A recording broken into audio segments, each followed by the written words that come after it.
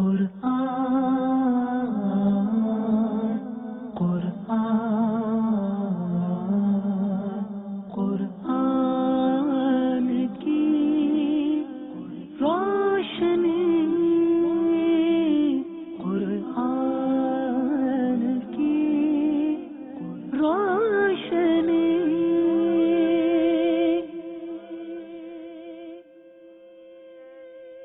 الحمد للہ رب العالمین والصلاة والسلام علی سید المرسلین اما بعد فاعوذ باللہ من الشیطان الرجیم بسم اللہ الرحمن الرحیم. الصلاة والسلام علیک یا رسول اللہ، الصلاة والسلام علیک یا حبیب اللہ، الصلاة والسلام علیک یا نبی اللہ وعلی آلک واصحابک یا نور اللہ.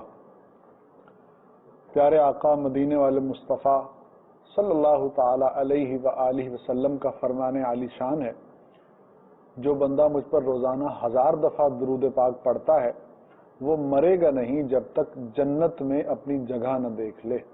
صلو علی الحبیب صلی اللہ تعالی علی محمد صلی اللہ علیہ وسلم. مدنی چینل کے ناظرین، سلسلہ ہے قرآن کی روشنی میں، اور جیسا کہ آپ جانتے ہیں کہ اس سلسلے میں ہم قرآن کریم کی چند منتخب آیات اور پھر ان کے حوالے سے چند مخصوص تفسیری نکات پر گفتگو کرنے کی سعادت حاصل کرتے ہیں. تو انشاءاللہ عز و جل اسی سلسلے کو آگے بڑھاتے ہوئے آئیے چلتے ہیں آج کے پہلے سوال کی طرف. سورہ بقرہ اور آیت نمبر ہے 111. اللہ سبحانہ و تعالیٰ نے ارشاد فرمایا وَقَالُوا لَن يَدْخُلَ الْجَنَّةَ إِلَّا مَنْ كَانَ هُودًا أَوْ نَصَارَىٰ تِلْكَ أَمَانِيُّهُمْ قُلْ هَاتُوا بُرْهَانَكُمْ إِن كُنتُمْ صَادِقِينَ. اور اہل کتاب نے کہا ہرگز جنت میں داخل نہ ہوگا مگر وہی جو یہودی یا عیسائی ہو. یہ ان کی من گھڑت تمنائیں ہیں. تم فرما دو اگر تم سچے ہو تو اپنی دلیل لاؤ. آج ہم مفتی صاحب سے یہ پوچھیں گے کہ من گھڑت تمناؤں سے یہاں مراد کیا ہے، اور اسی طریقے سے ہم جنت کی تمنا کرتے ہیں، ہم میں سے ہر ایک جنت میں جانے کا آرزو مند ہے، تو یہ جو جنت کی تمنا کرنا ہے یہ کس حد تک جائز ہے ہمارے لیے؟ بسم اللہ الرحمن الرحیم. یہاں پر یہودیوں کے اعتبار سے کلام ہے، یہودیوں اور عیسائیوں دونوں کے اعتبار سے، اہل کتاب کے حوالے سے، کیونکہ فرمایا گیا کہ یہودی کہتے تھے ہمارے علاوہ جنت میں کوئی نہیں جائے گا، عیسائی کہتے تھے ہمارے علاوہ کوئی جنت میں نہیں جائے گا. اس پر فرمایا کہ وَقَالُوا لَن يَدْخُلَ الْجَنَّةَ إِلَّا مَنْ كَانَ هُودًا أَوْ نَصَارَىٰ. اور اہل کتاب نے کہا کہ جنت میں سوائے یہودیوں کے اور عیسائیوں کے اور کوئی نہیں جائے گا. اللہ تعالیٰ نے فرمایا تِلْكَ أَمَانِيُّهُمْ، یہ ان کی من گھڑت تمنائیں ہیں، ٹھیک، یہ ان کی جھوٹی خواہشیں ہیں. ٹھیک، یعنی اللہ تعالیٰ نے فرمایا کہ یہ حقیقت تو نہیں ہے کہ جنت میں یہودیوں اور عیسائیوں کے علاوہ کوئی نہیں جائے گا، یہ حقیقت تو نہیں. اگر حقیقت نہیں ہے تو کیا ہے، حقیقت کیا ہے، اور یہ حقیقت نہیں تو کیا ہے؟ جو حقیقت ہے وہ تو اللہ تعالیٰ نے اس سے اگلی آیت کے اندر بیان فرمائی ہے بلا من اسلم وجہہ للہ وہو محسن فلہ اجرہ عند ربہ ولا خوف علیہم ولا هم یحزنون.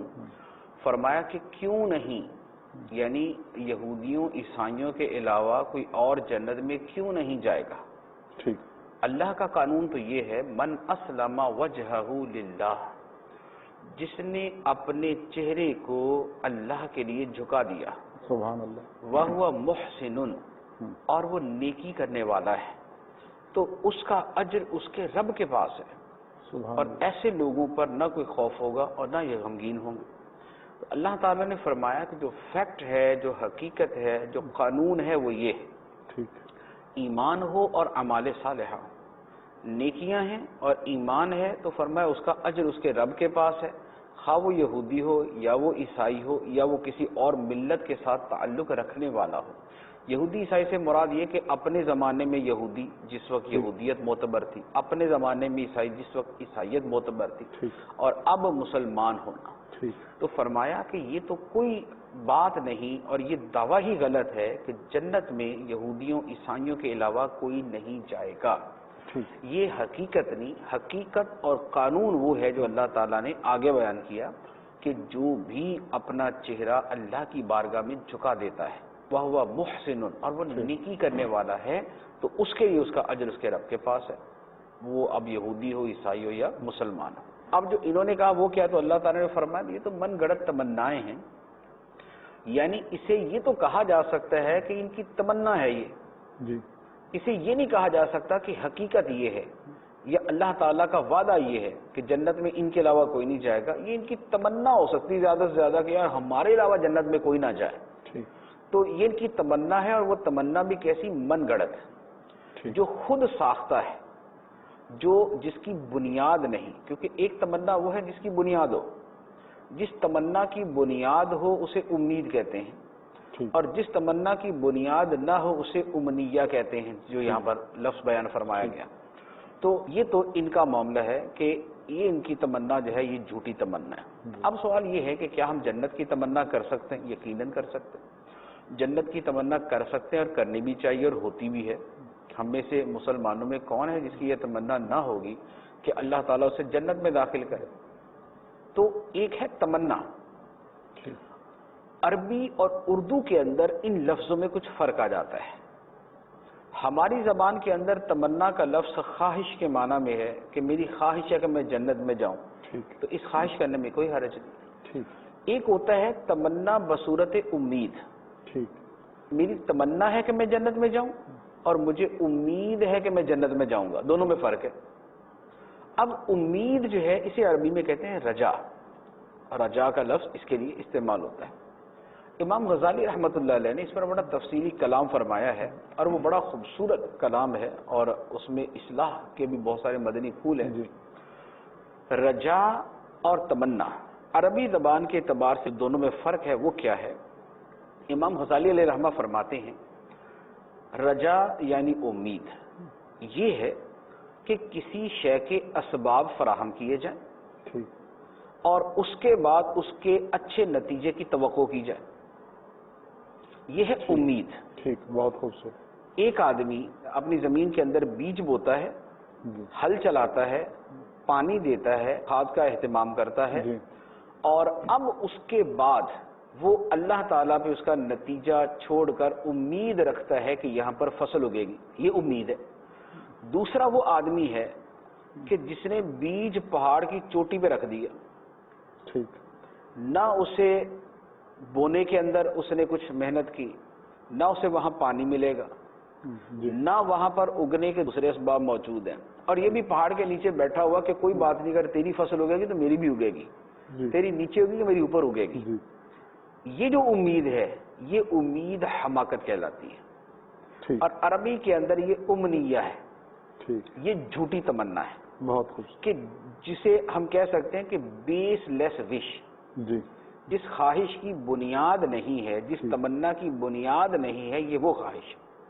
امام غزالی رحمۃ اللہ علیہ فرماتے ہیں کہ ایک وہ شخص ہے جو ایمان والا ہے، اچھے اعمال کرتا ہے اور نیکیوں کے جو بھی معاملات ہیں انہیں سر انجام دیتا ہے، گناہوں سے بچنے کی کوشش کرتا ہے، اپنے دل سے برے اخلاق کی جھاڑ جھنکار کو دور کرتا ہے، اور ایمان اور دل کی زمین میں ایمان کا بیج بوتا ہے، اب اس کے بعد وہ مغفرت کی اور جنت کی امید کرتا ہے۔ فرمایا یہ امید ہے، یہ رجا ہے کہ اس نے اس کے اسباب فراہم کیے، جنت میں جانے کے اور مغفرت پانے کے اسباب ہیں کہ ایمان ہو، نیکیاں ہوں، گناہوں سے بچنا ہو، دل اچھے اخلاق سے متصف ہو، برے اخلاق کو دل سے ختم کر دیا جائے، یہ اسباب ہیں جن کے ہوتے ہوئے مغفرت اور نجات اور جنت کی توقع کی جاتی ہے، اور یہ امید ہے۔ اور ایک شخص یہ اسباب فراہم نہیں کرتا، بیٹھے بیٹھے خواہش ہے کہ جنت میں جاؤں گا، امید ہے کہ جنت میں جاؤں گا، ایمان کمزور، عمل کا نام و نشان نہیں، گناہ ہر ایک کرنا ہے، دل کے اندر اچھے اخلاق کا پتہ نہیں، برے اخلاق کے ساتھ بھرا پڑا ہے، تکبر ہے، حسد ہے، کینہ ہے، بغض ہے، دوسروں کو تکلیف پہنچانا، دوسروں کی تکلیف پہ خوش ہونا ہے، صبر کا نام نہیں، شکر کا نام نہیں، توکل کا نام نہیں، قناعت کا نام نہیں، نماز نہیں پڑھتا، روزہ نہیں رکھتا، حج نہیں ادا کرتا، زکوٰۃ نہیں دیتا، حسن اخلاق سے پیش نہیں آتا، حقوق العباد پورے نہیں کرتا، دوسروں کے ساتھ اچھا بیہیویئر نہیں ہے، اور پھر بھی کہتا ہے میری بخشش ہو جائے گی۔ تو امام غزالی رحمۃ اللہ علیہ فرماتے ہیں کہ یہ من گھڑت تمنا ہے، اللہ، یہ امنیہ ہے، یہ جھوٹی تمنا ہے، کیونکہ اس نے اسباب فراہم نہیں کیے اور بغیر اسباب فراہم کیے یہ جنت میں جانے کی تمنا کر رہا ہے۔ تو یہ جو تمنا ہے یہ امنیہ کے اندر آتی ہے، اور وہ کہ جس نے سارے کام کیے تھے وہ جو تمنا کر رہا ہے وہ رجا اور وہ حقیقی امید کے اندر آتی ہے۔ تو اب ہم جو تمنا کرتے ہیں جنت میں جانے کی وہ پہلی قسم ہے یا دوسری قسم ہے؟ ٹھیک، تو اس کے اعتبار سے دیکھا جائے گا کہ ہماری تمنا امید ہے یا ہماری تمنا من گھڑت تمنا ہے۔ ٹھیک، ہاں یہاں پر کچھ فرق ہے، کچھ فرق ضرور موجود ہے۔ وہ یہ ہے کہ ایٹ لیسٹ ہم مسلمان ہیں، ٹھیک، تو اسباب میں سے ایک سبب اصلی ایمان جی، وہ موجود ہے، وہ موجود، لہذا یہ نہیں ہے کہ اصلاً اسباب نہیں ہے۔ ٹھیک، جو کافر کا معاملہ ہے کہ اصلاً ہی اسباب نہیں ہے، کہ ایمان کا بیج تک نہیں ہے، بیج ہی نہیں ہے تو پھر فصل کہاں سے؟ ٹھیک، ہمارا معاملہ یہ ہے کہ بیج موجود ہے، ایمان موجود ہے، لہذا اس ایمان کے بحاف پر مغفرت کی امید رکھنا یہ درست ہے، ٹھیک، کیونکہ یہاں پر اب وہ بیس لیس نہیں ہے، یہاں بنیاد موجود ہے، لیکن رجائے کامل سبحان وہ اللہ، نہیں ہو سکتی۔ تو فرق یہ آ جائے گا کہ جو صرف جس کے اندر ایمان ہے اور باقی دین کا کچھ بھی نہیں ہے وہ رجا تو رکھے گا لیکن رجائے کامل نہیں۔ رجائے کامل یہ ہے کہ ابتداءً جنت میں جانے والوں میں سے ہو، سبحان بغیر حساب کے جنت میں جانے والوں میں سے ہو، سبحان اللہ، جنت کے اعلیٰ ترین مدارج حاصل کرنے والوں میں سے ہو، سبحان اللہ، جنت کے اندر بہت جو اعلیٰ درجے والے ہیں ان کے گھروں میں شامل ہو جائیں، وہ رجائے کامل ہے۔ تو وہ رجائے کامل اگر یہ محض ایمان والا جس کے جو اعمال سے فارغ ہے بالکل اور گناہوں سے بھرپور ہے، اس کے لیے رجائے کامل حماقت ہے۔ ٹھیک، لیکن مطلق رجا تو چونکہ ایمان موجود ہے تو لہذا یہ امید رکھ سکتا ہے۔ جی، اب یہاں دیکھیں کہ جو یہودیوں اور عیسائیوں نے کیا کہ جنت میں ہمارے علاوہ اور کوئی نہیں جائے گا، ٹھیک، کیا اس کی کوئی بنیاد ہے کہ اللہ تعالیٰ نے ان کی کسی کتاب میں فرمایا تھا یا اللہ نے ان سے وعدہ کیا تھا یا اللہ تعالیٰ نے کہیں بیان کر دیا کہ اور کوئی اب جنت میں نہیں جائے گا، جن کا پہلے فیصلہ کر چکا ہوں وہی جائیں گے، اور پہلے فیصلہ یہودی عیسائیوں کا ہوا تھا؟ تو جب پیچھے بیس کوئی نہیں ہے تو اب ان کا یہ کہنا جو ہے یہ رجا نہیں، یہ امنیہ ہے۔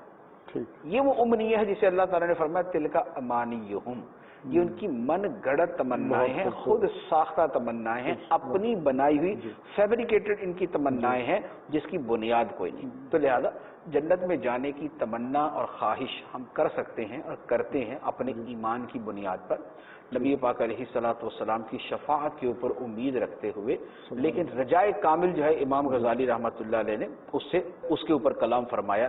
امام غزالی کا کلام مطلق ہے، اس میں رجا کے ساتھ کامل کا لفظ نہیں ہے، لیکن چونکہ دوسرے دلائل شرعیہ موجود ہیں لہذا ان کی روشنی میں امام غزالی کے کلام کو رجائے کامل پر ہی محمول کیا جائے۔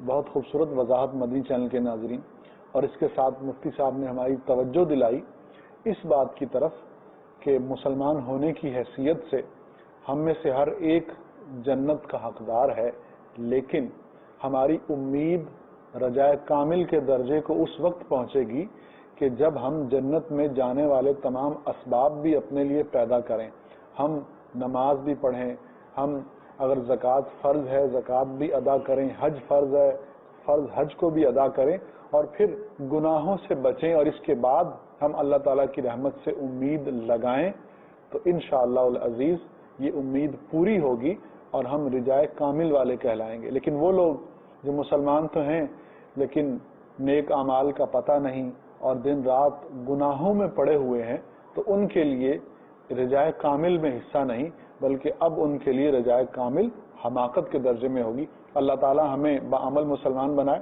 آئیے بڑھتے ہیں اگلی آیت کی طرف، آیت کا نمبر 102، اور میں بتاتا چلوں کہ مدنی چینل کے وہ ناظرین جو اس ٹائم ہمیں دیکھ رہے ہیں کہ اس آیت میں ہم انشاءاللہ وہ چیزیں ڈسکس کرنے جا رہے ہیں کہ جو شاید آج کے دور میں ہم میں سے ہر ایک سے ریلیونٹ ہیں۔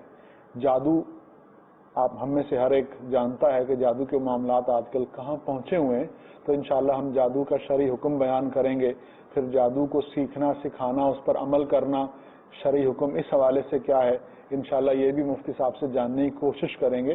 اور گھروں میں جادو ہو جاتا ہے، لڑائیاں جھگڑے ہوتے ہیں، تو ان سب کے حوالے سے شریعت مطہرہ کا کیا حکم ہے؟ تو پہلے میں آیت کریمہ کی تلاوت کرتا ہوں. آیت نمبر 102 سورہ بقرہ. وَاتَّبَعُوا مَا تَتْلُو الشَّيَاطِينُ عَلَى مُلْكِ سُلَيْمَانَ وَمَا كَفَرَ سُلَيْمَانُ وَلَكِنَّ الشَّيَاطِينَ كَفَرُوا يُعَلِّمُونَ النَّاسَ السِّحْرَ وَمَا أُنزِلَ عَلَى الْمَلَكَيْنِ بِبَابِلَ هَارُوتَ وَمَارُوتَ وَمَا يُعَلِّمَانِ مِنْ أَحَدٍ حَتَّى يَقُولَا إِنَّمَا نَحْنُ فِتْنَةٌ فَلَا تَكْفُرْ فَيَتَعَلَّمُونَ مِنْهُمَا مَا يُفَرِّقُونَ بِهِ بَيْنَ الْمَرْءِ وَزَوْجِهِ وَمَا هُمْ بِضَارِّينَ بِهِ مِنْ أَحَدٍ إِلَّا بِإِذْنِ اللَّهِ وَيَتَعَلَّمُونَ مَا يَضُرُّهُمْ وَلَا يَنْفَعُهُمْ وَلَقَدْ عَلِمُوا لَمَنِ اشْتَرَاهُ مَا لَهُ فِي الْآخِرَةِ مِنْ خَلَاقٍ وَلَبِئْسَ مَا شَرَوْا بِهِ أَنفُسَهُمْ لَوْ كَانُوا يَعْلَمُونَ. ترجمہ. اور یہ سلیمان کے عہد حکومت میں اس جادو کے پیچھے پڑ گئے جو شیاطین پڑھا کرتے تھے، اور سلیمان نے کفر نہ کیا بلکہ شیطان کافر ہوئے جو لوگوں کو جادو سکھاتے تھے، اور یہ تو اس جادو کے پیچھے بھی پڑ گئے تھے جو بابل شہر میں 2 فرشتوں ہاروت و ماروت پر اتارا گیا تھا، اور وہ دونوں کسی کو کچھ نہ سکھاتے جب تک یہ نہ کہہ لیتے کہ ہم تو صرف لوگوں کا امتحان ہیں. تو اے لوگو، تم اپنا ایمان ضائع نہ کرو. وہ لوگ ان فرشتوں سے ایسا جادو سیکھتے جس کے ذریعے مرد اور اس کی بیوی میں جدائی ڈال دیں، حالانکہ وہ اس کے ذریعے کسی کو اللہ کے حکم کے بغیر کوئی نقصان نہیں پہنچا سکتے تھے. اور یہ ایسی چیز سیکھتے تھے جو انہیں نقصان دے اور انہیں نفع نہ دے، اور یقیناً انہیں معلوم ہے کہ جس نے یہ سودا لیا ہے آخرت میں اس کا کچھ حصہ نہیں، اور انہوں نے اپنی جانوں کا کتنا برا سودا کیا ہے. کیا ہی اچھا ہوتا اگر یہ جانتے. مدنی چینل کے ناظرین، اس آیت کریمہ پر متعدد سوالات ہیں اور بہت سے تفسیری نکات ہیں جو ہمیں جاننے ہیں. پہلا سوال یہاں پر یہ ہے کہ مفتی صاحب، اس آیت کریمہ کا جو شان نزول ہے وہ کیا ہے؟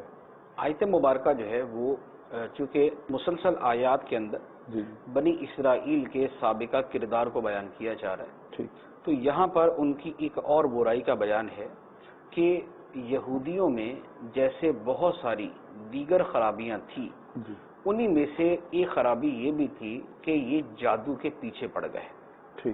اس پر فرمایا وَاتَّبَعُوا مَا تَتْلُو الشَّيَاطِينُ عَلَى مُلْكِ سُلَيْمَانَ، اور انہوں نے پیروی کی اس جادو کی جو شیطان پڑھا کرتے تھے. اب یہودیوں کے اندر جادو کیسے آیا؟ حضرت سلیمان علیہ السلام کے زمانے سے پہلے لوگوں کے درمیان جادو پھیلنا شروع ہوا، اور اس کو پھیلانے والا شیطان تھا، کیونکہ شیطان کا جادو کے ساتھ بڑا گہرا تعلق ہے. تو شیطان نے جادو پھیلایا اور لوگ بھی اس کے اندر دلچسپی لینے لگے، اور چونکہ جادو کے ذریعے بڑے عجیب و غریب کمالات دکھائے جاتے ہیں، حیرت انگیز کام کیے جاتے ہیں، اپنے اہداف اور مقاصد کو حاصل کیا جاتا ہے. اگر کسی سے دولت لینی ہے تو دولت حاصل کی جاتی ہے، کسی میں جدائی کروانی ہے تو جدائی کروا دی جاتی ہے. تو چونکہ جادو کے ذریعے جو کام ہو رہے تھے وہ ہیں کہ جن کے اندر ایک انسان بڑا خواہش کرتا ہے کہ یار ایسی طاقت میرے اندر ہونی چاہیے کہ میں یہ سارے کام کر دوں. لہذا یہودیوں نے اس جادو کو سیکھنا شروع کیا اور اسے سیکھ کر اس پر عمل بھی کرنے لگے اور عملیات کے پیچھے پڑ گئے. جب حضرت سلیمان علیہ السلام تشریف لائے تو آپ علیہ السلام نے بنی اسرائیل کو اس سے روکا، اور جادو کی جو کتابیں ان میں رائج تھیں آپ نے ان سے لے کر انہیں زمین میں دفن کر دیا. ایک روایت میں یہ ہے کہ اپنی کرسی کے نیچے دفن کر دیا. یوں آپ نے ان سے جادو کو ختم کر دیا. جب حضرت سلیمان علیہ السلام کا وصال ہوا تو اب جو شریر تھے شیطان نے ان کے ذریعے یہ بات پھیلائی کہ بھائی سلیمان علیہ السلام کی جو اتنی بڑی سلطنت تھی اور جو عجیب و غریب آپ کی حکومت تھی اس کے پیچھے تو جادو ہی تھا. تو سلیمان علیہ السلام خود جادو ہی کرتے تھے، تو لہذا جادو کوئی برا علم نہیں ہے بلکہ یہ تو حضرت سلیمان علیہ السلام کا علم ہے. اب یہ کہہ کر انہوں نے وہ کتابیں دوبارہ نکالی، وہ کھود نکالی جہاں بھی تھیں، اور اب دوبارہ اس کے اوپر عمل کرنا شروع ہو گئے اور اس کے پیروی کرنے لگ گئے، اور نسبت اس کی کہ یہ حضرت سلیمان علیہ السلام کے عملیات ہیں جو وہ جادو کرتے تھے اور جس جادو کے زور پر انہوں نے یہ ساری اپنی سلطنت قائم کی ہوئی تھی۔ اور اب اس کے اوپر کچھ لوگ تو اس وجہ سے حضرت سلیمان علیہ السلام کو معاذ اللہ ملامت کرتے تھے کہ یہ جادوگر تھے، اور جادوگر کہہ کر ان کو معاذ اللہ نبی ہونے سے خارج کر دیا، اور ان کے اوپر جو بھی تہمت یعنی جادوگر کہہ دیا تو یہ بذات خود اتنی بڑی تہمت ہے اللہ کے نبی کے اوپر۔ اور کچھ وہ تھے کہ جو سلیمان علیہ السلام کا علم سمجھ کے اس کے پیچھے پڑے ہوئے تھے۔ تو اللہ کے نبیوں کی جو دیگر کتابیں تھیں، جیسے خود حضرت سلیمان علیہ السلام کی کتاب تو زبور تھی، کیونکہ آپ کے والد حضرت داؤد علیہ السلام پر زبور نازل ہوئی، تو زبور تو ایز اٹ از موجود تھی جو حضرت سلیمان علیہ السلام کے پاس تھی۔ ان یہودیوں نے اس کتاب کو تو چھوڑا جو اللہ کی کتاب تھی، اور وہ جو جادو والی کتاب تھی اس کے پیچھے پڑ گئے، کیونکہ جو زبور شریف تھی وہ اللہ کی حمد و ثنا پر مشتمل تھی، تو اس میں تو بندگی اور عجز کا اظہار تھا، اور اس کے اندر کرتب لکھے ہوئے تھے، اس کے اندر رنگ برنگی چیزیں لکھی ہوئی تھی، عجیب و غریب عملیات اور عجیب و غریب تاثیرات اس کے اندر بیان تھی۔ تو لہذا انہوں نے کتاب اللہ کو چھوڑا اور جادو کی کتابوں کے پیچھے پڑ گئے اور اس کے اوپر یہ عامل ہو گئے۔ تو اس کے اوپر اللہ تعالیٰ نے فرمایا وَاتَّبَعُوا مَا تَتْلُو الشَّيَاطِينُ عَلَىٰ مُلْكِ سُلَيْمَانَ، اور انہوں نے پیروی کی اس جادو کی جو شیاطین حضرت سلیمان علیہ السلام کے زمانہ حکومت میں پڑھتے تھے۔ اچھا صاحب، یہاں دوسری بات میں پوچھنا چاہوں گا، آیت کے شروع میں ہے کہ وما کفر سلیمان، یعنی سلیمان نے کفر نہیں کیا، تو یہاں کفر سے کیا مراد ہے، اور پھر کیا وجہ تھی کہ یہودیوں نے ان پر کفر کی تہمت لگائی؟ سلیمان علیہ السلام کی جو سلطنت اور حکومت تھی وہ بڑی یونیک قسم کی تھی۔ یونیک یوں تھی کہ جسے بھی دنیا کے اندر حکومت ملتی ہے تو اس کے لشکر ہوتے ہیں، اس کے درباری ہوتے ہیں، اور اس کے زیر سلطنت زیر تسلط بہت بڑا رقبہ ہوتا ہے، لیکن ایسا نہیں ہوتا کہ بادشاہ کسی تخت پہ بیٹھے اور ہوا میں اڑنے لگے، ایسا نہیں ہوتا کہ اس کی فوج کے اندر انسانوں کے ساتھ جنات بھی کھڑے ہوں، ایسا نہیں ہوتا کہ پرندے بھی اس کے ماتحت ہوں، سبحان اللہ، ایسا نہیں ہوتا کہ مخلوقات اس کے تابع فرمان ہو جائیں، ایسا نہیں ہوتا کہ چونٹیاں تک اس کی اطاعت کرتی ہیں، اچھا ایسا نہیں ہوتا کہ جنات ان کے کہنے پر بڑے بڑے محلات بنائیں، بیت المقدس کو تعمیر کریں، سمندر کے اندر غوطے لگائیں اور وہاں سے ہیرو جواہرات نکال کے لائیں، یا ان کے کہنے کے اوپر جناب ایک مہینے کی مسافت پہ واقع ایک بہت بڑا تخت بلقیس جو تھا وہ چشم زدن کے اندر آپ کی بارگاہ میں پہنچا دے۔ سبحان اللہ۔ تو سلیمان علیہ السلام کی جو حکومت تھی اس میں اس قدر حیرت انگیز چیزیں رونما ہوتی تھی کہ جن کی وجہ سے لوگوں نے آپ کی طرف جادو کو منسوب کر دیا، کیونکہ ایسی حیرت انگیز چیزیں یا اس سے ملتی جلتی چیزیں عموماً جادو کے ذریعے ہوتی۔ جادوگروں کے بارے میں یہ ہوتا ہے نا کہ جناب جادوگر ہوا میں اڑتے ہیں، جیسے خواجہ غریب نواز رحمۃ اللہ علیہ کے مقابلے میں جو جادوگر آیا تھا تو اس کا واقعہ کیا ہے کہ جناب وہ ہوا میں اڑ گیا۔ تو یہ اس طرح کی چیزیں جو ہیں وہ جادو کے شعبے میں ہوتی ہیں۔ اچھا جنات کے شعبے میں ہوتے ہیں، جن جادو تو ویسے ہی دو لفظ اکٹھے بولے جاتے ہیں، تو جہاں پر جنات کا عمل دخل ہوگا، جنات سے کوئی کام لیا جائے گا، وہاں پر جادو کا لفظ ہے وہ فوری طور پہ سامنے آ جاتا ہے، اگرچہ وہاں نہ ہو۔ تو چونکہ سلیمان علیہ السلام کے جو کمالات تھے وہ ایسے تھے کہ اس سے ملتی جلتی چیزیں جادو کے اندر بھی ہوتی ہیں، لہذا کافروں نے آپ علیہ السلام کی طرف جادو کو آسانی سے منسوب کر دیا اور لوگوں نے اس کے اوپر یقین بھی کر لیا، کیونکہ ان کے علم کے مطابق تو یہ چیزیں جادو کے اندر ہوتی ہیں۔ سلیمان علیہ السلام کے ہاتھوں ظہور ہو رہا تھا نبوت کی وجہ سے، لیکن چونکہ ظاہراً وہاں پر ایسی صورت موجود تھی کہ جس کی وجہ سے لوگ اس کے اوپر یقین کر لیں، تو لہذا لوگوں نے یقین کر لیا اور جادو کو منسوب کر دیا حضرت سلیمان علیہ السلام کی طرف۔ اچھا اب جادو کو حضرت سلیمان علیہ السلام کی طرف منسوب کیا تو چونکہ جادو کے اندر شیاطین کی مداخلت ہوتی اور جادو کرنے والے عموماً شیاطین کے پیروکار ہوتے ہیں، اور شیاطین کے پیروکار عموماً کافر ہوتے ہیں، لہذا اس کے اوپر جب انہوں نے جادو کی نسبت کی سلیمان علیہ السلام کی طرف، تو اس کا مطلب معاذ اللہ یہ ہوا کہ انہوں نے شیطان کی پیروی کی نسبت کی سلیمان علیہ السلام کی طرف، معاذ اللہ، اور شیطان کی پیروی اس معاملے میں جادو کی اس ایکسٹریم صورت کے اندر سوائے کافروں کے دوسرا نہیں کرتا، تو اس کا مطلب یہ ہوا کہ معاذ اللہ کفر کو منسوب کر دیا سلیمان علیہ السلام کی طرف.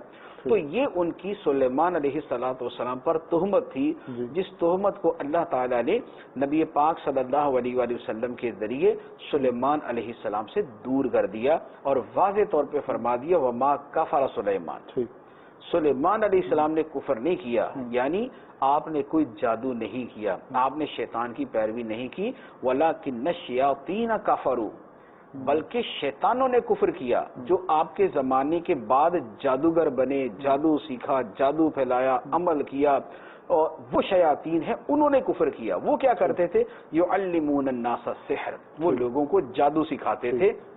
تو ان کا جو فعل ہے وہ کفر ہے، نہ کہ معاذ اللہ سلیمان علیہ السلام کے یہ سارے کام، کہ یہ تو ان کے بربناء نبوت ہے. اچھا مصطفیٰ، سلسلہ کلام کو آگے بڑھاتے ہوئے میں یہ چاہوں گا کہ یہاں کہا گیا کہ وما کفر سلیمان، یعنی کفر کی نفی کی گئی، حالانکہ الزام تو جادو کا تھا، تو جادو کی نفی کی جاتی. تو کہیں ایسا تو نہیں کہ یہ بتایا جا رہا ہے کہ جادو کفر ہی ہے اور اسی وجہ سے ہم نے کفر کی نفی کی حضرت سلیمان علیہ السلام سے؟ چونکہ اس کی میں نے جو ڈیٹیل عرض کی ہے نا کہ جادو کے اندر شیطان کی مداخلت، ٹھیک، اور شیطان کی مداخلت جو جادو کی اس طرح کی ایکسٹریم صورتوں میں ہوتی ہے، وہ انہی فالوورز، یعنی شیطان اپنے انہی فالوورز کو یہ چیزیں دیتا ہے کہ جو اس کے ایسے تابع فرمان ہوتے ہیں کہ جو حد کفر میں داخل ہوتے ہیں. اور سلیمان علیہ السلام کی طرف انہوں نے ایسے ہی جادو کی نسبت کی، تو معاذ اللہ ان کی طرف کفر کی نسبت کی. تو اللہ تعالیٰ نے آپ سے کفر کے الزام کو دور فرمایا، اس کا مطلب ہے کہ آپ سے جادو کے الزام کو دور فرمایا. اچھا، اب یہ ہے کہ جادو کفر ہوتا ہے یا نہیں ہوتا؟ تو محاورے کے اندر تو ہمارے بھی مشہور ہے جی جادو کفر ہے، جادوگر کافر ہوتا ہے، اور اسی طرح کی چیز یہاں پر بھی ہے. وما کفر سلیمان کا مطلب ہے وما سحر سلیمان، سلیمان علیہ السلام نے جادو نہیں کیا، یعنی سلیمان علیہ السلام نے کفر نہیں کیا، یعنی سلیمان علیہ السلام نے جادو نہیں کیا. تو جملے اسی انداز کے اندر. اب یہ ہے کہ کیا جادو کفر ہوتا ہے اور جادوگر کافر ہوتا ہے؟ اس کا جواب یہ ہے کہ جادو کی صورتیں ہیں، جادو کی اقسام ہیں. جادو کی وہ قسم کہ جس میں شیطان سے مدد مانگی جاتی ہے، یا جس میں معاذ اللہ قرآن کی توہین کی جاتی ہے، یا جس میں شیطان کو سجدہ کیا جاتا ہے، یہ وہ صورتیں ہیں جو کفر ہیں. اور ایسی بہت ساری ہو سکتی ہیں، دو تین تو میں نے عرض کی ہیں، لیکن جادو کے فیلڈ کے اندر اگر تفصیل زیادہ گہرائی میں جائیں تو اور بہت ساری چیزیں مل جائیں گی کہ وہ چیزیں جو ہیں وہ کفر ہیں. تو وہ والا قسم، یعنی کفر والا جادو، وہ جادو کے جس میں کفر پایا جاتا ہو، اگر وہ جادو کسی نے کیا تو وہ کافر ہے، اور ایسا جادو کرنا کفر ہے. لیکن ممکن ہے کہ جادو کی وہ صورتیں بھی ہوں، وہ قسمیں بھی ہوں کہ جن کے اندر شیطان سے مدد مانگنا نہیں، جن کے اندر جو ہے وہ شیطان کو سجدہ کرنا نہیں ہے، وہ بالکل ہی فضول قسم کا جملہ ہے، اسے دہراتے رہنا دہراتے رہنا دہراتے رہنا، اور اس کی وجہ سے کچھ صلاحیت اور کچھ قوت کا مل جانا، یہ پایا جا سکتا ہے. لہذا اگر جادو کی ایسی قسم ہے کہ جس کے اندر کفر نہیں ہے تو ایسا جادو کفر نہیں، البتہ حرام ضرور ہے. جادو حرام ضرور ہے، لیکن کفر اسی صورت میں ہوگا کہ جب اس کے اندر کوئی کفریہ چیز پائی جائے گی. اچھا مصعب، اسی آیت کریمہ وما انزل علی الملکین ببابل ہاروت و ماروت، یعنی جو ہاروت و ماروت پہ نازل کیا گیا، تو آیت کے اس ٹکڑے میں جو کہا گیا کہ ہاروت و ماروت پر جو نازل کیا گیا، تو اس سے کیا مراد ہے؟ پھر میں نے سنا ہے کہ ہاروت و ماروت جو تھے وہ فرشتے تھے، تو وہ نازل ہوئے تو انہوں نے شراب پی معاذ اللہ یا اور گناہ کیے. تو اس طرح کی روایتوں میں حقیقت کہاں تک ہے؟ دیکھیے، ہاروت ماروت فرشتے تھے، وہ تو آیت کے اندر ہی بیان فرما دیا نا، وما انزل علی الملکین ببابل ہاروت و ماروت، اور جو نازل کیا گیا دو فرشتوں پر، بابل میں دو فرشتوں پر. کون؟ ہاروت ماروت. تو فرشتہ ہونا تو آیت کے اندر ہی بیان کیا ہے، اس کا مطلب یہ ہے کہ فرشتے ہیں. ایک بات. دوسری بات یہ کہ یہ جو ہے کہ ان پر کیا نازل کیا گیا، تو پہلے تو یہ ہے کہ اس آیت کا ما قبل جو آیت چلتی ہے اس سے تعلق ہے. ترجمہ جو بنتا ہے نا وہ یوں ہے کہ یہودیوں نے پیروی کی اس جادو کی جو جادو شیطان سلیمان علیہ السلام کے زمانے میں پڑھتے تھے ٹھیک اور یہودیوں نے پیروی کی اس جادو کی بھی جی جو نازل کیا گیا دو فرشتوں پر بابل میں، یعنی ہاروت ماروت پر. ٹھیک یعنی یہاں پر یہودیوں کی اس پیروی کا بیان ہے کہ انہوں نے اس جادو کی بھی پیروی کی ٹھیک ہے جو سلیمان علیہ السلام کے زمانے میں جی شیاطین پڑھتے تھے، یعنی جی شریر لوگ پڑھتے تھے، اور انہوں نے اس جادو کی بھی پیروی کی جو ہاروت اور ماروت پر نازل کیا گیا. ٹھیک اب ہاروت ماروت پر کیا نازل کیا گیا؟ تو یہاں جیسے میں نے لفظ عرض کیا جادو، ٹھیک جو جادو ہاروت ماروت پر نازل کیا گیا. بعض لوگوں نے یہ کہا ہے کہ اللہ تعالیٰ نے جادو کو پہلے بیان کر دیا، ٹھیک وَاتَّبَعُوا مَا تَتْلُو الشَّيَاطِينُ عَلَى مُلْكِ سُلَيْمَانَ. ٹھیک تو چونکہ جادو پہلے بیان ہو چکا ہے، لہذا اب آگے جس کا بیان ہے وہ جادو نہیں، وہ اس کے علاوہ کوئی اور چیز ہے، ٹھیک جو واو عاطفہ کا عربی زبان کے اندر ایک اصول لیا جاتا ہے اس کے مطابق کہ وہ کوئی دوسرا علم تھا.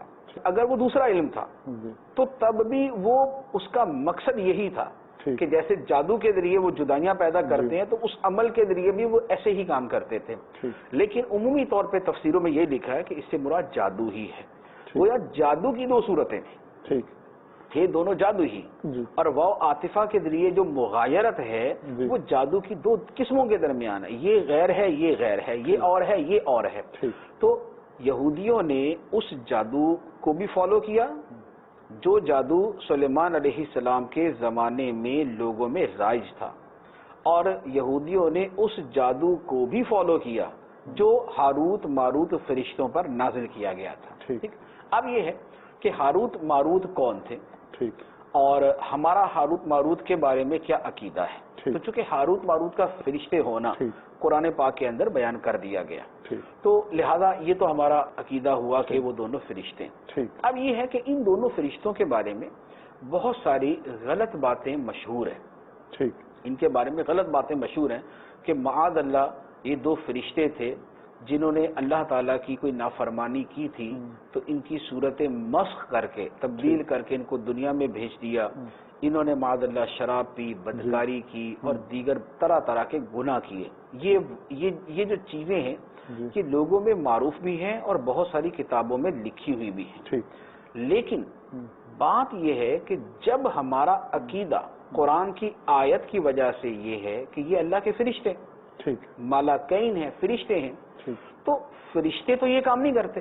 ٹھیک فرشتوں کے بارے میں تو اللہ تعالیٰ نے قرآن پاک میں ارشاد فرمایا لا یعصون اللہ ما امرہم، ٹھیک وہ اللہ کے حکم کی نافرمانی نہیں کرتے. ٹھیک وَيَفْعَلُونَ مَا يُؤْمَرُونَ، اور وہ وہی کرتے ہیں جس کا انہیں حکم دیا جاتا ہے. سبحان اللہ. تو لہذا جب یہ فرشتے ہیں اور فرشتے اللہ کی نافرمانی نہیں کرتے، یہ اللہ تعالیٰ نے خود فرما دیا.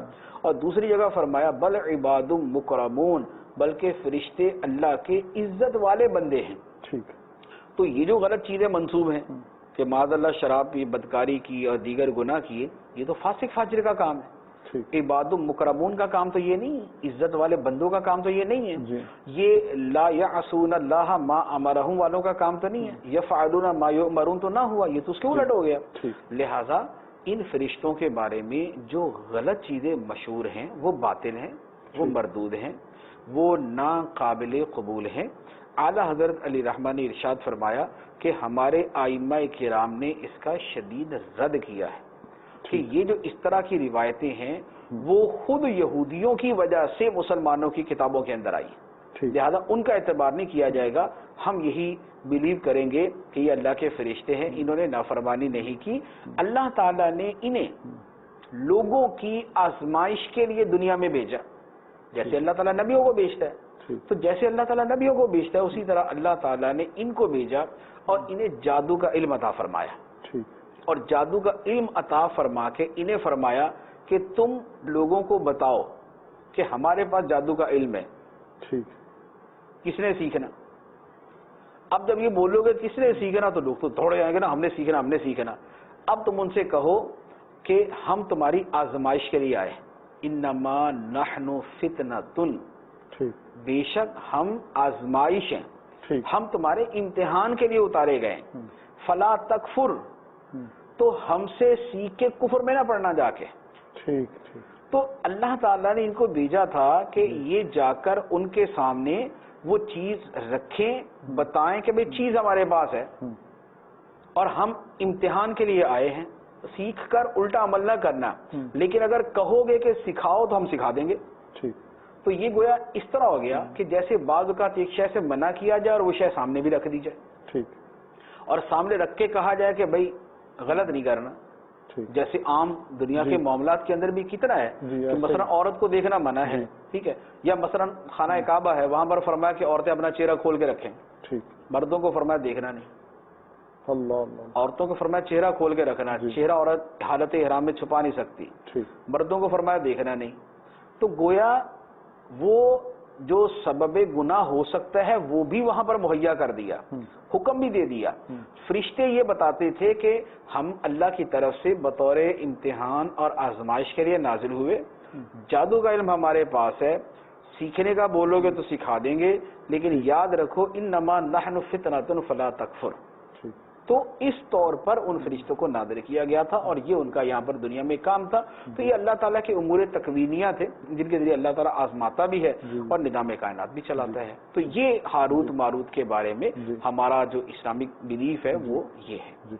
مدنی چینل کے ناظرین، مفتی صاحب نے فرشتوں کے حوالے سے بڑی خوبصورت گفتگو فرمائی اسی آیت کے ضمن میں کہ یہ معصوم ہوتے ہیں، گناہ سے پاک ہوتے ہیں، اور یہ اللہ عز و جل کی نافرمانی نہیں کر سکتے۔ بعض اوقات بعض نوجوانوں کو ایسی گفتگو کرتے سنا گیا ہے یا دیکھا گیا، بالخصوص وہ جو کالجز میں یا یونیورسٹیز میں ہوتے ہیں، دینی علم سے دوری کی وجہ سے اور صحیح عقائد اسلامیہ سے واقف نہ ہونے کی وجہ سے معاذ اللہ وہ بعض اوقات اس طرح کی باتیں کر جاتے ہیں کہ جن سے یہ پہلو نکلتا ہے کہ فرشتے بھی اللہ تعالیٰ کی نافرمانی کرتے ہیں۔ تو ایسا بالکل نہیں ہے، فرشتے اللہ سبحانہ و تعالیٰ کی نافرمانی سے پاک ہیں اور یہ معصوم ہے اور یہ گناہ نہیں کر سکتے۔ اچھا مصعب، جادو کے حوالے سے گفتگو ہو رہی، میں یہ چاہوں گا کہ یہاں آپ تھوڑا سا جادو کے حوالے سے بتائیں کہ جادو ہے کیا، اس کی ڈیفینیشن یا اس کی تعریف کیا ہے؟ جادو کی تعریف کیا ہے، اس کی ڈیفینیشن کیا ہے، اس پر تو علماء کرام نے متعدد اس کا بیان کیا کہ جادو کی تعریف ہی ہے، جادو کی تعریف ہی ہے۔ ایک تعریف اس میں عرض کرتا ہوں جو واضح بھی ہے، جامع بھی ہے اور اپنے معنی کے اوپر منطبق ہوتی بھی نظر آتی ہے۔ وہ یہ ہے کہ جادو یہ ہے کہ کسی شریر اور بدکار آدمی سے کسی مخصوص عمل کے ذریعے ایسی شے کا ظہور ہو کہ جو عادتاً نہیں ہوتی۔ تو اب جیسے جادوگر کیا کرتا ہے کہ مثلا جادوگر جو ہے وہ ایک رسی پھینکے گا اور وہ سانپ بن کے لہرانا شروع ہو جائے گی۔ یہ ایسا ہوتا نہیں ہے کہ رسی سانپ بن جائے، لیکن جادوگر ایسا کر دیتا ہے۔ اور یہ کیسے کرتا ہے؟ وہ کرتا ہے کسی خاص عمل کے ذریعے، ایک مخصوص عمل، اس نے کوئی چلا کیا ہوتا ہے یا اس نے کوئی لفظ جو ہے وہ رٹا ہوتا ہے، دہرایا ہوتا ہے اور اسے بار بار کر کر کے ایک اس پہ پاور اس کی حاصل کر چکا ہوتا ہے، وہ پڑھتا ہے۔ اور یہ کرنے والا ہمیشہ بدکار اور شریر آدمی ہوتا ہے، یہ ہمیشہ شریر آدمی ہوگا، کوئی متقی صالح آدمی ایسی حرکت نہیں کرے گا۔ تو یہ ہے کہ کسی بدکار یا کسی شریر فاسق فاجر آدمی سے اس کے کسی مخصوص عمل کی وجہ سے ایسی شے کا ظاہر ہو جانا کہ جو عام طور پر وقوع پذیر اس طرح ہوتی نہیں۔ اچھا، میں یہاں چاہوں گا مجھ صاحب تھوڑی سی روشنی ڈالیں مزید سلسلے کو آگے بڑھانے سے پہلے۔ بعض لوگ بظاہر پڑھے لکھے نظر آتے ہیں، وہ جنات کے وجود کا انکار کرتے ہیں، جادو کا بھی انکار کرتے ہیں کہ جادو کچھ نہیں ہے۔ تو شرعی حکم کیا ہے، جیسے جنات کے وجود کے حوالے سے بھی اور جادو کے حوالے سے بھی، کہ یہ حق ہے؟ دیکھیں، جادو حق ہے، حق کا لفظ بڑا وسیع ہوتا ہے۔ ٹھیک، حق کا ایک لفظ ہوتا ہے صحیح، ٹھیک، کہ جادو حق ہے یعنی جادو صحیح ہے، ٹھیک، تو جادو اس معنی میں تو صحیح نہیں ہے۔ ٹھیک، ایک ہے کہ جادو ایگزسٹ کرتا ہے، ٹھیک، اس کا وجود ہے، وجود ہے اس کا، کہ اگر کچھ جادو کبھی ہوتا تھا یا ہوتا ہے یا ہوگا، یا اگر کوئی کرے تو اس کی وجہ سے کچھ اثرات رونما ہوتے ہیں، وقوع پذیر ہوتے ہیں، کچھ ایسا ہے، تو اس کا جواب یہ ہے کہ جادو کا وجود قطعی طور پر ہے۔ ٹھیک، کیونکہ اللہ تعالیٰ نے قرآن پاک کے اندر بیان فرما دیا، ٹھیک، یہاں فرمائے یعلمون الناس السحر، ٹھیک، کہ وہ لوگوں کو جادو سکھاتے تھے۔ پھر اللہ تعالیٰ نے جہاں حضرت موسیٰ علیہ السلام کا واقعہ بیان کیا تو موسیٰ علیہ السلام کے مقابلے کے اندر فرعون جن لوگوں کو لے کر آیا تھا وہ کون تھے؟ جادوگر. وہ جادوگر تھے. اور ان کا جو حضرت موسیٰ علیہ السلام سے مقابلہ ہوا تھا وہ کس چیز کا ہوا تھا کہ انہوں نے اپنا جادو شو کیا تھا. موسیٰ علیہ السلام نے اپنا معجزہ دکھایا تھا. لہذا قرآن پاک کے اندر جادوگروں کا تذکرہ موجود ہے. اور یہ کہنا کہ جادو اصلاً وجود ہی نہیں رکھتا یہ قرآن کی ثابت شدہ بات کا انکار کرنا ہے. کیونکہ قرآن اس کا اس بات کر رہا ہے کہ یہ ہے. اب جو شخص انکار کرے گا تو گویا وہ قرآن کی ان ساری آیتوں کا انکار کر رہا ہے جن کے اندر اللہ تعالی نے جادو کے وقوع پذیر ہونے اور جادو کے وجود کا بیان فرمایا. لہذا یہ بڑی سخت بات ہے. قرآن کی ایک آیت کا انکار کریں گے تو کیا حکم بڑا واضح ہے. لہذا جادو کا انکار کرنا جائز نہیں ہے. ہاں یہ ہے کہ میرے اوپر نہیں ہوتا یا میرے اوپر نہیں کوئی کر سکتا یہ ایک جدا چیز ہو جاتی ہے. لیکن یہ کہنا کہ جادو اثر کوئی چیز ہی نہیں. اور یہ جیسے آپ نے کہا نا کہ بعض لوگ ایسے ہوتے ہیں کہ میں جادو پہ بلیو نہیں کرتا. تو یہ جو بلیو نہ کرنا ہے یہ جہالت ہے. اور یہ صرف جہالت ہی نہیں ہے, یہ جہالت سے بہت اوپر کی چیز ہے کہ یہ قرآن کے اندر موجود اور بیان کردہ چیز کا انکار, قرآن پاک میں بیان کردہ چیز کا انکار ہے. اچھا اسی طرح جن کا معاملہ تو بعض لوگ بولتے تھے جنات کا کوئی وجود نہیں ہے. یہ بھی اسی طرح بڑا سخت ہے. قرآن پاک کے اندر غالباً 30 یا 31 مرتبہ جنات کا تذکرہ ہے. قرآن پاک میں سورۃ الجن موجود ہے. قرآن پاک میں حضرت سلیمان علیہ السلام کے تذکرے کے ساتھ جنات کا تذکرہ موجود ہے. وَحُشِرَ لِسُلَيْمَانَ جُنُودُهُ مِنَ الْجِنِّ وَالْإِنسِ وَالطَّيْرِ فَهُمْ يُوزَعُونَ.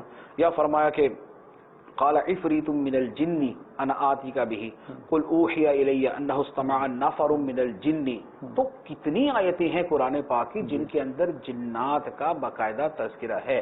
لہذا جنات کے وجود کا انکار کرنا کفر ہے. یہ ضروریات دین کا انکار کرنا ہے. مسلمانوں کا دین کا معمولی علم رکھنے والا بچہ بھی جانتا ہے کہ اسلام کے اندر جنات کا تذکرہ موجود ہے. بلکہ سورہ رحمان کے اندر بار بار کیا تذکرہ ہے, یا معشر الجن والانس, اے جن و انس کے گروہ, ان استطعتم ان تنفذوا من اقطار السماوات والارض فانفذوا لا تنفذون الا بسلطان. اچھا پھر یہ جو قرآن پاک میں غالباً 31 مرتبہ ہے فبأي آلاء ربكما تكذبان, یہ جو سورہ رحمان کے اندر ہے. تو یہ جو فبأي آلاء ربكما تكذبان ہے, یہ تکذبان تثنیہ کا صیغہ ہے, یعنی دو کو مخاطب ہے. دو کون ہیں؟ ایک انسان ہے ایک جنات ہے. تو سورہ رحمان کے اندر تو بار بار انسان جن انسان جن انسان جن انسان جن کا تذکرہ ہے لفظ کے ساتھ. یا معشر الجن والانس, جنوں اور انسانوں کے گروہ, اس کا تذکرہ ہے. سورۃ الجن موجود ہے. سلیمان علیہ السلام کے ساتھ جنات کا تذکرہ موجود ہے. تو جب اتنی کثرت کے ساتھ جنات کا تذکرہ موجود ہے لہذا اس کے وجود کا انکار نہیں کیا جا سکتا. یہ جو ایسا ظاہری دنیاوی علم کہ جو معاذ اللہ ان چیزوں کے انکار کی طرف لے جائے وہ سراسر ہلاکت ہے, وہ سراسر تباہی ہے. ایسا علم نہیں ہے, جہل ہے کہ جو قرآن پاک کی بیان کردہ چیزوں کے انکار کی طرف لے جائے. تو لہذا جن اور جادو کے وجود کا انکار نہیں کرنا چاہیے. اچھا مدنی چینل کے ناظرین, مفتی صاحب نے وضاحت فرما دی کہ جنات کا بھی وجود ہے اور جادو کا بھی وجود ہے. تو یہاں میں مشرتاً عرض کروں گا کہ اگر آپ بھی کبھی یہ دیکھیں, آپ کو آثار معلوم ہوں کہ آپ پر جادو کر دیا گیا ہے, تو دعوت اسلامی کا شعبہ ہے مجلس تعویذات.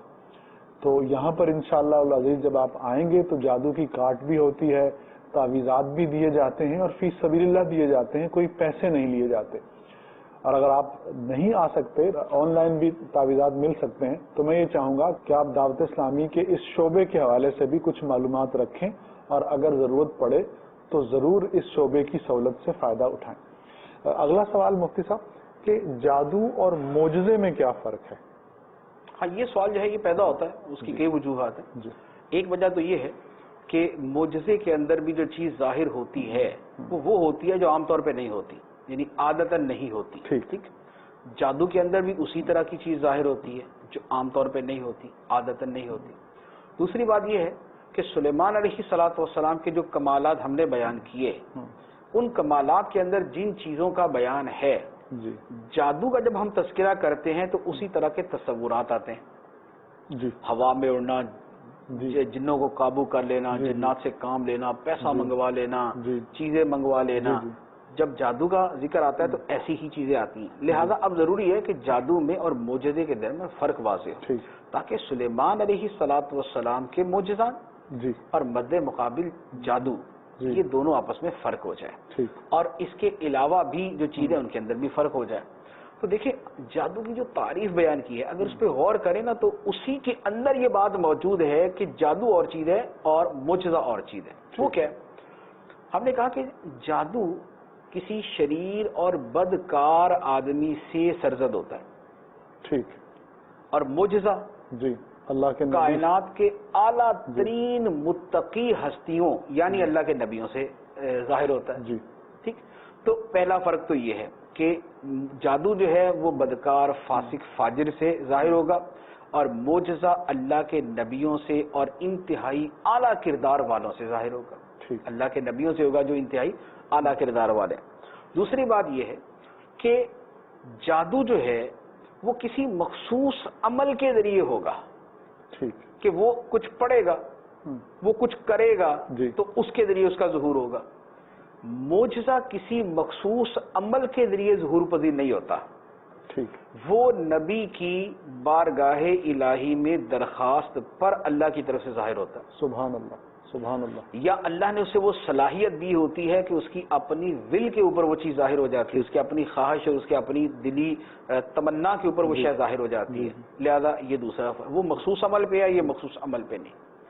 تیسری بات یہ ہے کہ جادوگر جو ہے وہ جب نبی کے مقابلے میں آ کے کرے گا ٹھیک تو ہمیشہ مغلوب ہوگا، بہت ویسے وہ جادو کرے گا تو اس کا جادو وہ چلے گا اور وہ لوگوں کو متاثر کرے گا، لیکن نبی کے مقابلے میں آئے گا تو ہمیشہ مغلوب ہوگا، ٹھیک اور جبکہ معجزہ کبھی مغلوب نہیں ہوگا۔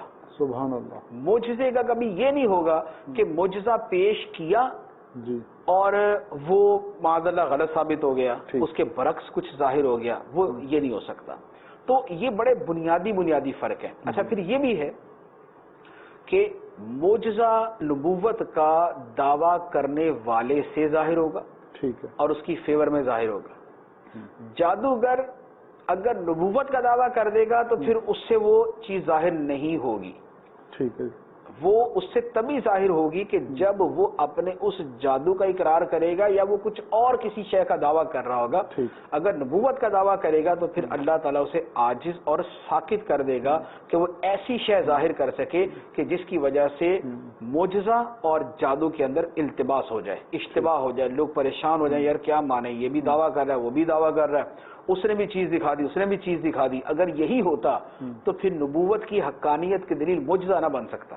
جی تو لہذا اللہ تعالیٰ جب کوئی نبی کے مقابلے میں آ کے اگر کوئی شے ظاہر کرے گا تو اللہ اسے مغلوب کرے گا، اگر وہ دعویٰ نبوت کر کے ظاہر کرنا چاہے گا تو اس سے وہ شے ظاہر نہیں ہوگی۔ تو یہ فرق ہے جو معجزے اور جادو کے درمیان۔ جی مدنی چینل کے ناظرین، سلسلہ اور اس میں ہونے والی گفتگو بڑی دلچسپ ہو چکی ہے، اور میں سمجھ سکتا ہوں کہ آپ میں سے بہت سے لوگوں کے ذہن میں ابھی بہت سے سوالات ہوں گے، لیکن چونکہ سلسلے کا وقت ختم ہو چکا ہے، انشاءاللہ اس حوالے سے جو بقیہ گفتگو ہے وہ آپ اگلے سلسلے میں ملاحظہ فرما سکیں گے۔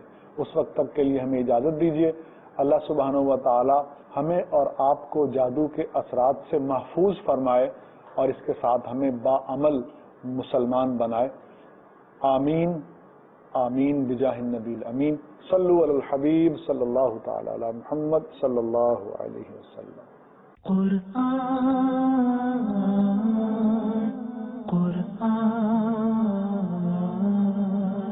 قرآن کی روشنی